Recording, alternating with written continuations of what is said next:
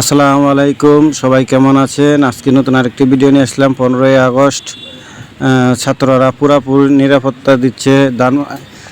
ধানমন্ডি 32-এ প্রচুর ছাত্র।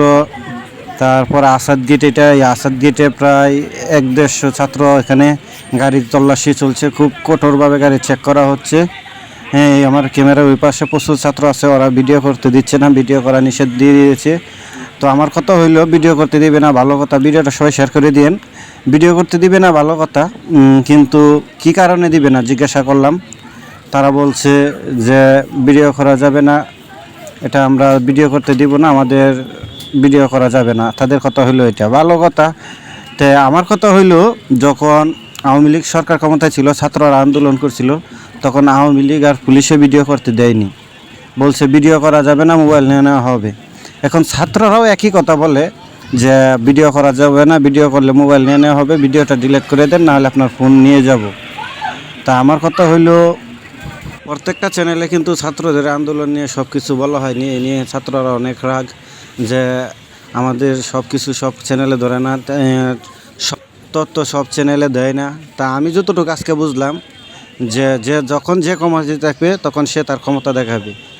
আওয়ামী লীগ সরকার ক্ষমতায় ছিল, আওয়ামী লীগ সব কিছু আমার মনে হয় প্রেসকে ভিডিও করতে দেয় নাই, মিডিয়াকে সব কিছু তুলে ধরার দেয় নাই।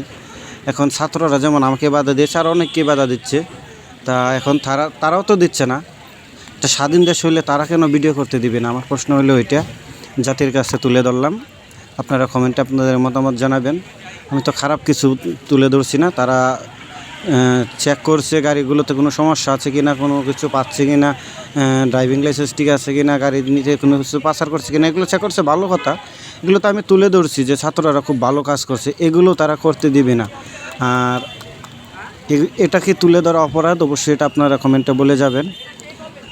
তা আমার মনে হয় মিডিয়াগুলোকে এরকম চাপ সৃষ্টি করা হয়েছিল যখন ওই দল ক্ষমতায় ছিল আওয়ামী লীগ, তখন সব কিছু তারা ভিডিও প্রচার করতে দেয়নি। এখন ছাত্ররা যেমন আমাকে দিচ্ছে না বা অনেকেই দিচ্ছে না, সেম আমার কাছে এখন মনে হচ্ছে সেমই হয়ে যাচ্ছে সব, যে সব মিডিয়াকে সব কিছু কেন তুলে ধরতে পারে না আজকে আমি বুঝলাম। কারণ আমি তো ভালো কিছু তুলে ধরতে চেয়েছি, সেটাও তারা তুলে ধরতে দিল না। সবাইকে ধন্যবাদ ভিডিওটা দেখার জন্য, সবাই শেয়ার করে দিবেন, ভালো থাকবেন।